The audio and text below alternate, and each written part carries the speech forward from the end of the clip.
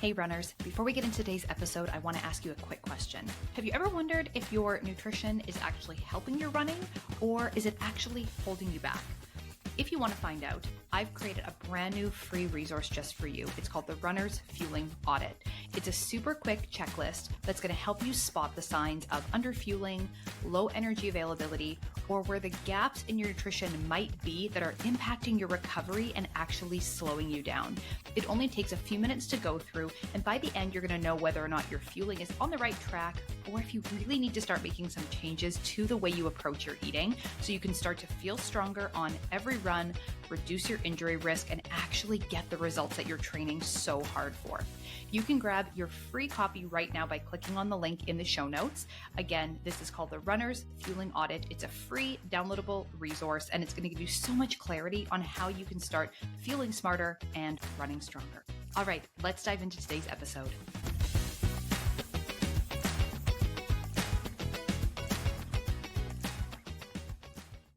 Hello, and welcome to this week's episode of the Fuel, Run, Recover podcast, where we are here to chat about your fall race that is coming up right around the corner. And I'm sharing 5 things that you can do starting now in order to have a fantastic fall race. So these are my top 5 hot tips for you starting now, whether your race is coming up in a month or maybe closer to the end of fall, maybe you're just getting started with your training plan. Here are 5 things that I want you to get started on so that you can make sure you have your absolute best race possible. Number 1 is injury prevention. Now, injury prevention as a runner is always a really important topic, right? Like, we never want to get injured. That's always a bad thing. However, at the beginning of a training plan, injury prevention is really key because if we have to take a bunch of time off, it puts us behind with our training. We're not able to maybe get the mileage in that we need. We aren't able to build the volume that we wanted to. And so we can get to that start line of the race a little bit underprepared. So that obviously is something we want to avoid. So injury prevention is really important at the outset of your training plan. But as the weeks tick by and we get closer and closer to your race, injury prevention becomes even more key and something we want to prevent even more because we want you to get to the start line of that race as healthy, as fit, and as prepared as possible.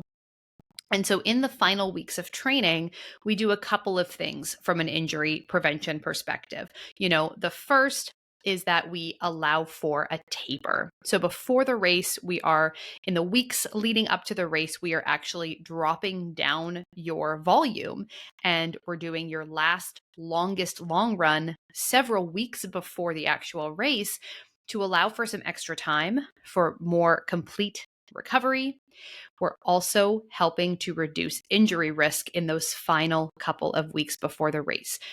So one of the big things with your injury prevention strategy is going to be making sure that you have the time built into your training plan for your taper. So I want you to, if you're following a training plan right now, I want you to pull out your training plan, take a look at it, and make sure that the 1 to 3 weeks before your race are your taper weeks. If they're not, if you have a very long, one of your longest long runs planned like the week before, say, your marathon, then that would be something to take a look at and see, where do I want to maybe make an adjustment, give myself a little bit more time for more complete recovery before this event. So allowing for a taper is really key. And before that, we want to be really focused on those slow, steady mileage increases. And what this is going to look like is generally no more than about 10% per week in terms of an increase in your overall volume or mileage. So either the distance you run each week or the time you spend on your feet running each week. We're looking at about 10% at the most each week. And you don't have to increase by a full 10% every week either, right? We're talking about 10% at the most. So it's a general guideline, a good rule of thumb when you're either creating your running plan or reviewing your running plan to make sure that it's right and it's going to work for you as best as possible. Having those small, steady increases is allowing your body to adapt and not overloading any part of your system with too much stress that it can't recover from before the next increase in volume, right? Training for a race, whether you're building up your volume to train for a certain distance for the first time, or whether you are trying to get faster at a certain distance that you've maybe raced a lot of times, the key is to allow for those adaptations in your body, whether that's your muscles, your cardiovascular system, your joints, your connective tissues. Those adaptations are what's going to help you then pull out the performance that you need on the day of your race. And so if you're putting in a lot of work, but you're not allowing for those adaptations and that recovery, because remember, we don't get the adaptations. We don't get more fit. We don't get stronger when we're doing the workouts. We do all of those things in between the workouts. And so we want to be really careful about those small increases and making sure that we're not doing too much too quickly. And when adding volume overall, if maybe you are kind of at the beginning stages here of your training plan, when you're adding volume overall, we want to focus on adding frequency first where we can. So more days of running each week, then increasing the amount we run at a time. Because this issue, the big cause of injuries here being too much too soon, is sometimes part of it being that over 10% over the course of the week. But more specifically, it's often an issue of a sharp increase in volume in a single session that really upticks our injury risk. There was a study that was just recently published that looked at just that. Is it volume overall over the course of the week that is the problem, or is it a single session with too much volume in that one run that seems to be the time that we get injured? And it is too much too soon in a single session that we want to be really mindful of. So increasing the number of days we're running first to whatever a comfortable amount is for us. That's going to look a little bit different for everybody, depending on your history, depending on other activities you might do, depending on what you're training for. So many variables there. But we want to essentially max out the number of days per week that we can run, that we realistically can run. Then we layer on increasing the amount that we're running at a time and increasing that volume in terms of getting longer runs in. Now, of course, your long run might be kind of gradually progressing, but again, it's a very small progression each week and making sure that we have those deload or cutback weeks in there. We also want to be really mindful that we're listening to those early warning signs, like addressing small things before they become big things. Taking one extra rest day, planning a deload week, or just a couple days of doing a little bit less, scaling back for just a short time is going to get you far more and get you much further along with your overall training than pushing it until you're so sore, so wrecked that you have to take off a significant amount of time from your training, right? The name of the game is consistency, and the name of the game is showing up as often as we possibly can. And so if we are pushing it on an injury, something that's bugging us until we physically cannot run anymore, well, now that recovery from that injury is going to be really long and be a huge issue that might really set us off course from our race day goals. So instead, be okay with that flexibility of maybe, you might not even need a full day off in order to get more complete recovery. You might just need to scale back a little bit. Maybe you're reducing your volume for just a couple of days until things feel good again, and then you're able to ramp it back up. And it's a very small, almost not noticeable bump in the road.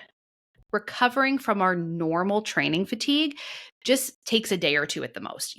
Like you should wake up in the mornings after a good night of sleep, feeling pretty good, feeling ready to take on that day's workout. But if you're finding that as you're getting through your training plan, you're progressively struggling, are constantly sore, feel worse in the mornings in terms of soreness, like getting out of bed in the morning is just like, really, really starting to gradually get harder and harder, then I would really recommend paying some more attention to your recovery needs and to maybe a little bit of extra rest time before you need to start taking some serious time off, right? Half marathon, marathon, ultra marathon training, like this stuff is never easy. It's never, ever easy.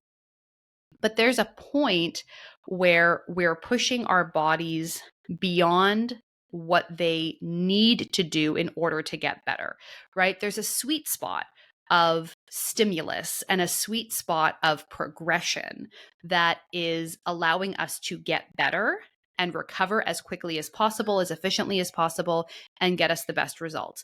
And that strategy isn't going as hard as possible, as much as possible, with as little rest and recovery, just like more, right?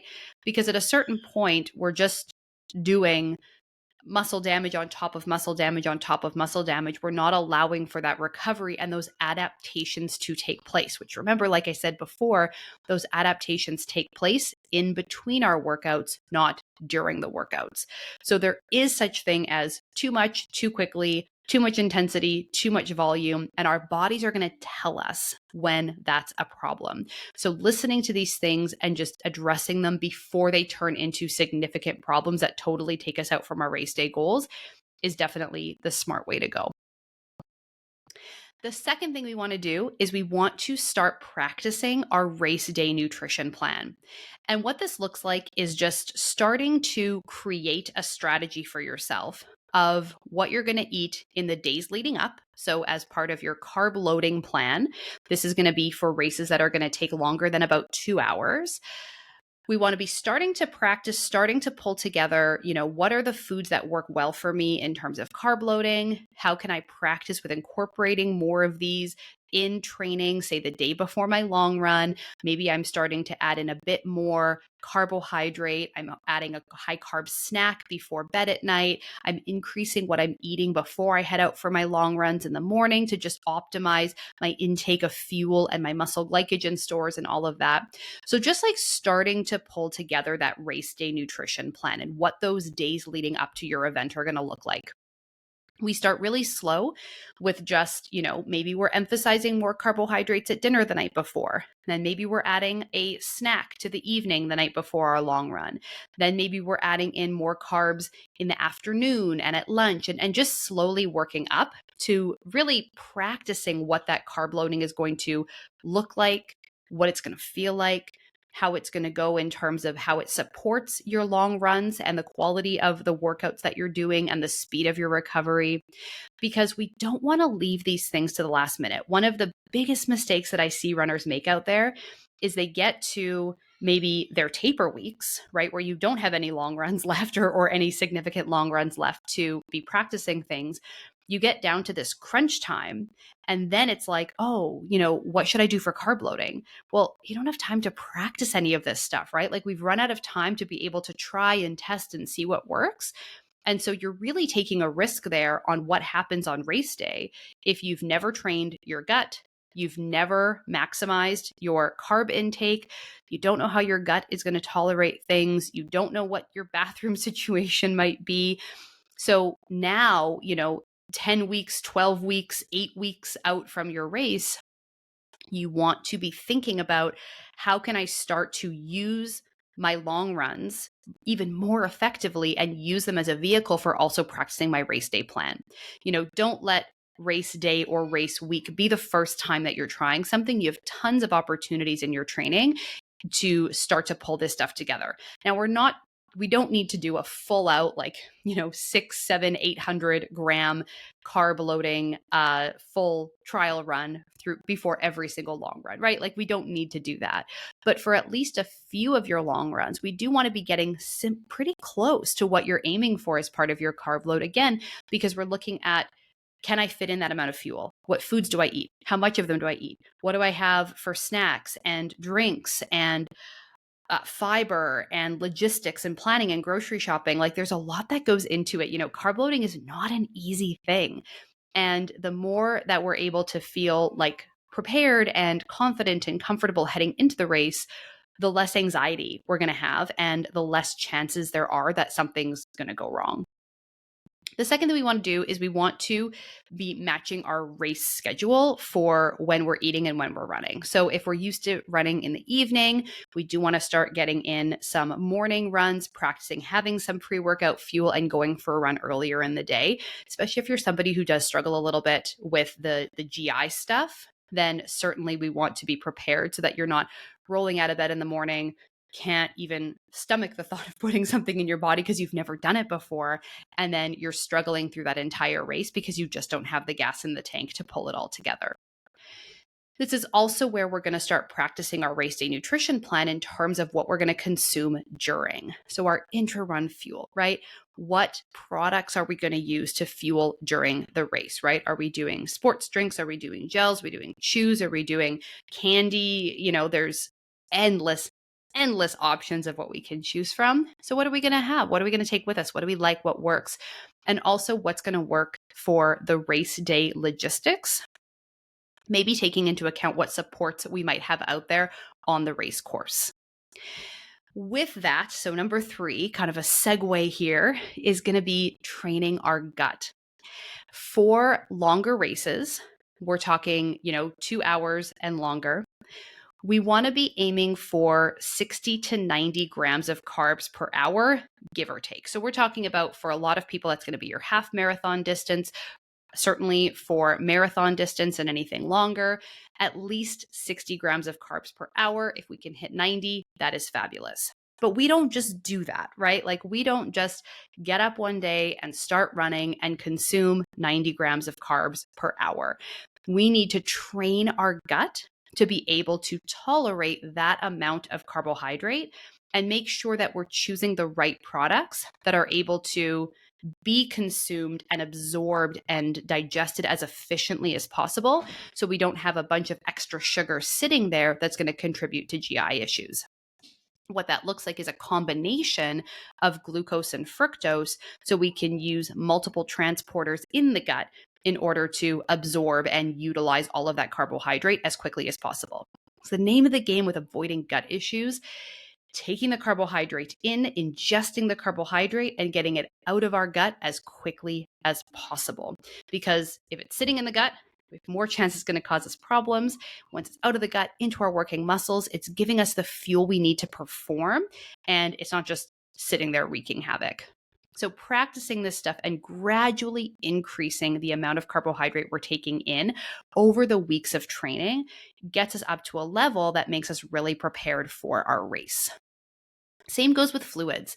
Training our stomach to handle the volume of fluid that we're going to need on race day is really key, especially if we're anticipating warm race day conditions. So if you're listening to this episode and your race is coming up early in the fall, like in September, or maybe in a place that's still pretty warm even into October, then chances are you're going to have a pretty high fluid need, and we want to make sure that we're able to take in the fluid that we need to prevent dehydration, because of course that can totally kill our performance. So training our gut, starting now and slowly working on increasing the fluid and fuel that we're taking in, means that once we get to race day, this is just second nature. This is no problem. You're like, Steph, 60 grams of carbs per hour, I got you. And, it's something that it doesn't even feel like a lot of work anymore, or something that we really have to strive for. We're just hitting that target, no problem, because it's just become second nature with all of the practice that we're getting in. And of course, like I said, experiment with different things. Find what works best for you, find what you like, find what fits your taste preferences, your budget, logistics, all those things. Tip number 4 is plan for your race day conditions. This is understanding, especially if you're going to be traveling for a race, right? If your race is down the street from where you live, then this maybe is a little bit less key. But especially if you're going to be traveling for an event, understanding the conditions that you're going to be running in, weather, terrain, time of day, and making sure that you have a plan and can practice and train in all of these different conditions as much as humanly possible. So time of day, relatively simple. You can time your long runs or maybe a couple of your runs each week to match the race start time, so you're kind of accustomed to performing well at that time of day. Especially if you're going to be participating in a bigger event like one of the world majors or a Disney race, where they start at sometimes very strange times of day, like it can just be all over the map. This is something that you do want to practice, as wild as it sounds, for a Disney event. Yes, getting up and running and being prepared to start essentially in the middle of the night It's not a bad idea, especially if this is going to be a goal race for you. Weather is something that is a little bit more challenging. Sometimes you just don't know what you're going to get, and you're kind of rolling the dice in terms of weather and environment on the day. But training and conditions similar if you possibly can, and making sure that you are prepared going in for, what might be expected. For terrain, same thing. If you're going to be on a particularly hilly race, then you want to be incorporating that hill work and incorporating hill repeats and hills into your long runs wherever you can. And if you're going to be out on the trails, then getting out on the trails and doing runs on the trails, building up your tolerance and your strength specifically on the trails, because they are a totally different animal than flat road runs on the road or on the sidewalk. And then number 5 is incorporate some mental training into your whole process here. And this is really important because, if you're challenging yourself, it's never going to be easy. Running a race is never easy. Challenging yourself to see what you're capable of, see what you can do, gunning for a PR, trying to get faster, trying to push your boundaries, whether it's with a new distance or with a speed or a pace or finish time, whatever it might be. It's never easy. And no matter how much training and preparation we do, it's still never going to be easy on the day. And so being prepared for that and being prepared for those mental low points and those challenging parts of the race, knowing that those are going to be coming. And in training, trying to really embrace that discomfort and the growth that we find in that discomfort so that you're mentally ready for those hard moments on race day. I find that sometimes runners think that if they've done the training and they've had a really good training cycle and they've followed the plan, then on race day, it should feel very easy. And that's not how it works pretty much ever. If you're going out there and, you're a very experienced runner and you're going out running a 10K and it's a fun 10K and you're chilling with your friends and you're vibing and listening to your music and having a good time, like, yeah, of course, like there are situations where a race can be easy. But if you're there to race, you're there to push your boundaries, you're there to see what you're capable of, it's never going to be easy. And there's going to be points in that run when you are questioning every choice you ever made that led you to this moment.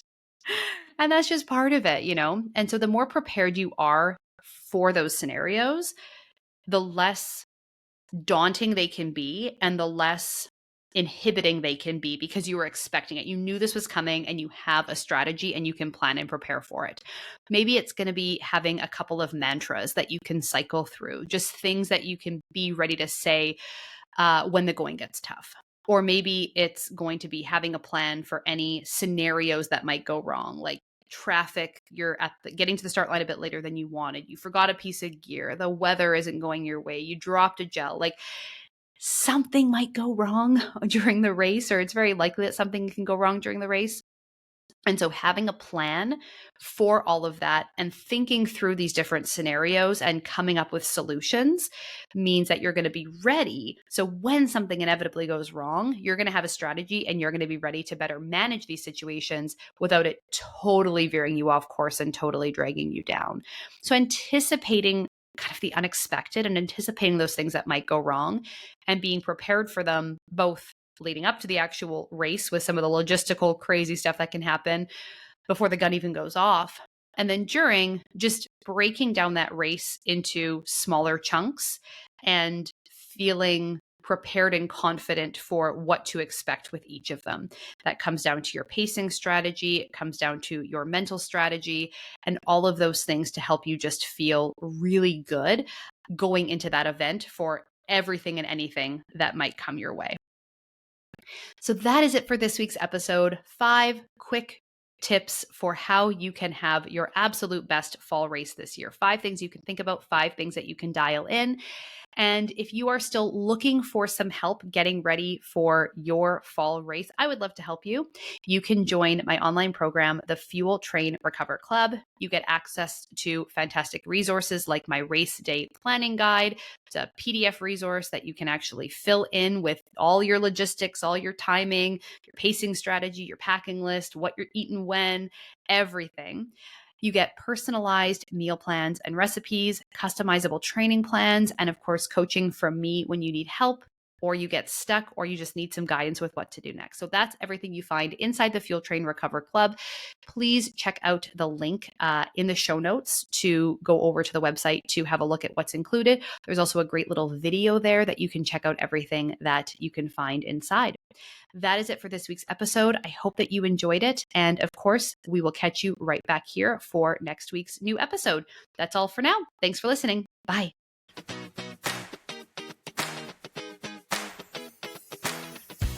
The information on this podcast is for educational purposes only and is not to be used or relied upon for the diagnosis or treatment of any health condition. This information does not create a client-practitioner relationship and should not be used as a substitute for professional medical advice.